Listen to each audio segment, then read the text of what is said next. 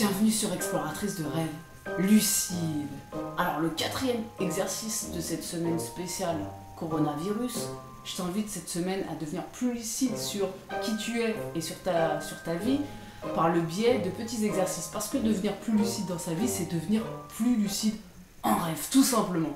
Ok, donc le quatrième exercice, c'est honte et fierté. Alors c'est très simple, tu vas prendre une feuille et tu vas lister d'un côté toutes les hontes de ta vie, tous les moments où tu as eu honte dans ta vie. Il y en a plein, forcément, on en a tous eu, c'est normal, il n'y a aucun problème avec ça. Et d'un autre côté, tu vas lister tous les moments où tu as été fier de toi. Alors, parfois, quand on est quelqu'un qui manque de confiance, on va souvent trouver pas mal de honte et très peu de fierté. Bon, creuse-toi la tête et trouve des fiertés. Même si c'est des petites choses, même si ça remonte à il y a très longtemps. Mais trouve des moments où tu as été fier de toi, où tu peux être fier de toi, tout simplement. Donc voilà, l'exercice il est très simple, tu listes tes hontes et tu listes tes fiertés. À la fin, ce que tu vas faire, c'est qu'une fois de plus, tu vas déchirer le papier et tu vas le mettre à la poubelle, le mettre aux toilettes ou le brûler. Moi j'aime bien le brûler parce que je trouve que c'est vraiment puissant, le symbole du feu, du papier qui part en flamme, c'est très puissant. Je trouve ça a un impact au niveau de l'inconscient qui est bien plus fort que le fait de juste le déchirer et le jeter. Et pourquoi tu vas faire ça? Tout simplement parce que peu importe les moments dans ta vie où tu as eu honte, ou les moments où tu as été fier de toi dans ta vie, bah, tous ces moments-là, ok, ils sont passés, c'est très bien, mais c'est pas ce qui te définit aujourd'hui. Tes fiertés et tes hontes ne te définissent pas en fait. C'est toi à un moment donné que tu as jugé que la situation était honteuse ou que la situation pouvait te rendre fier. Ou en tout cas, c'est ce qu'on t'a renvoyé. Par exemple, que tu devais avoir honte de ce qui s'était passé ou que tu devais être fier de ce qui s'était passé. Mais quoi qu'il en soit, tout ça, tous ces moments où on reste accroché dans le passé, sur nos fiertés, sur nos hontes, c'est des choses qui nous empêchent d'être pleinement nous-mêmes dans l'instant présent. Plus tu restes accroché à ton passé, plus tu restes en guerre et en lutte avec ton passé, plus tu restes accroché à ce qui a été positif ou négatif, ce qui a été honteux ou ce qui a été des fiertés, et plus tu t'empêches d'être libre dans l'instant présent. Et ce genre d'exercice, c'est des petits exercices tout cons à mettre en place et qui sont méga puissants parce que ça agit au niveau de ton subconscient.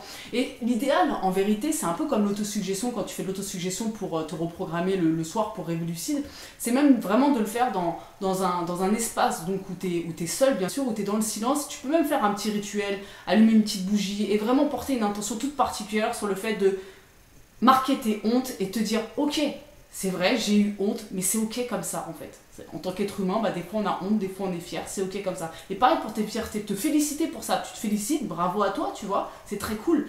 Mais quoi qu'il en soit, tout ça, ça ne te définit pas. Et ça t'empêche d'être libre aujourd'hui. Ça t'empêche en fait de te renouveler en tant que personne dans l'instant présent.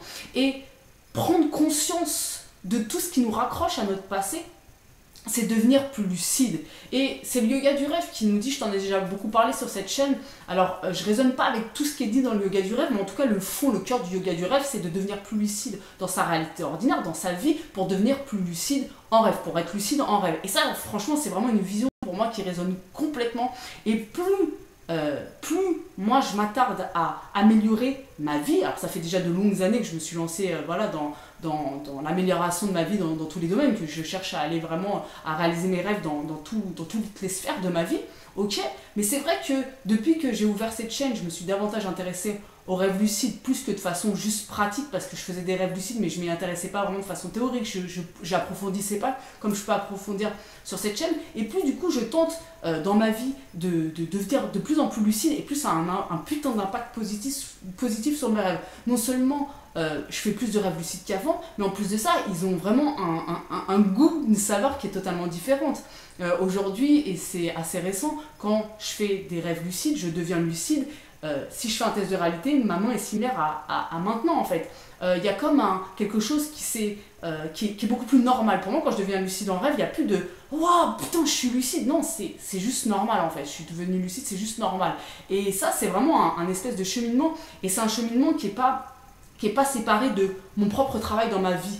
Et une fois de plus, le lien, si aujourd'hui tu ne le fais pas encore entre le fait de devenir plus lucide dans ta vie pour devenir plus lucide dans le rêve, je t'invite vraiment à y réfléchir avec tous les petits exos qui peuvent te paraître rien, que je te donne cette semaine, qui sont tout simples. Je t'invite vraiment à les faire et à commencer à faire un travail intérieur, ou en tout cas regarder à l'intérieur de toi pour mieux te comprendre, mieux te connaître et pour aller vers plus de bonheur dans ta vie. Et je t'assure, tu verras très rapidement la différence au niveau de la qualité de tes rêves, entre guillemets, si on peut appeler ça de la qualité, y compris les rêves non lucides.